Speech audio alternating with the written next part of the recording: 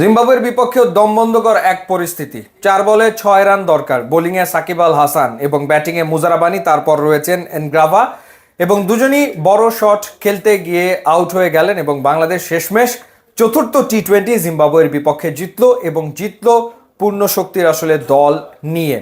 ব্যাটিংয়ের যে ভয়াবহ রকমের ব্যর্থতা, সেই ব্যর্থতা আসলে ঢেকে দিতে সক্ষম হয়েছে বাংলাদেশের বোলিং ডিপার্টমেন্ট। ব্যাটিংয়ের কথা যদি বলি, কি ম্যাচটা কি হয়ে গেল সেটাই আসলে বলতে হয়।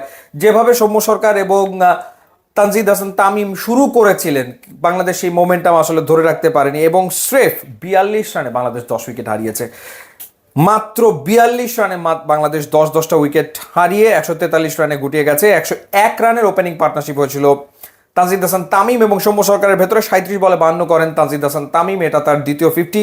4 ম্যাচের ভেতরে দুটো 50 করে ফেললেন তানজিদ হাসান তামিম এবং মনে হচ্ছে যে হ্যাঁ, তিনি হয়তো বা লম্বা রেসের ঘোড়া হতে চলেছেন।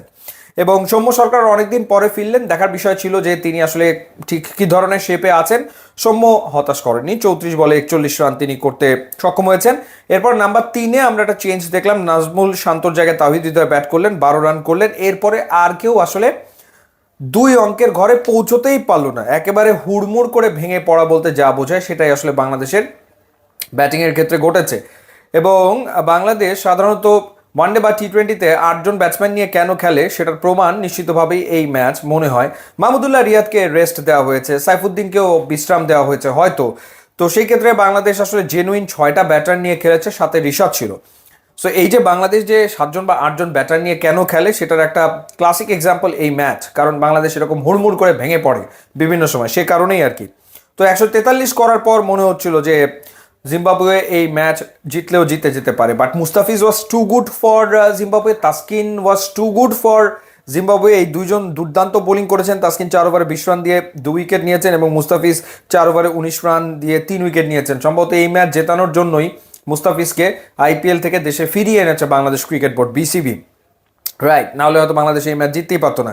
সাকিব আল হাসান 3.4 ওভার বল করে 35 রান দিয়ে 4টা উইকেট নিয়েছেন। Highest wicket taker Shakib Al Hasan, specially last ওভারটা তিনি করেছেন and he did really well. So Bangladesh match জিতলো ঠিকই, কিন্তু আসলে ব্যাটিংয়ের যে ঘাটতি, ব্যাটিংয়ের যে দুর্বলতা, সেইগুলো কিন্তু বাংলাদেশ কোনোভাবে আসলে কাটিয়ে উঠতে পারছে না। বাংলাদেশ ইনফ্যাক্ট 4-0-তে যে সিরিজটা জিতে এগিয়ে আছে, সেটা মূলত আসলে বাংলাদেশের বোলিং ডিপার্টমেন্টের কারণে। ব্যাটিংয়ে দুর্বলতা প্রতিটা ম্যাচেই কোথাও না কোথাও ফুটে উঠছে, হয় টপ অর্ডারে, না হলে সেটা মিডল অর্ডারে, কিংবা সেটা লোয়ার মিডল অর্ডারে।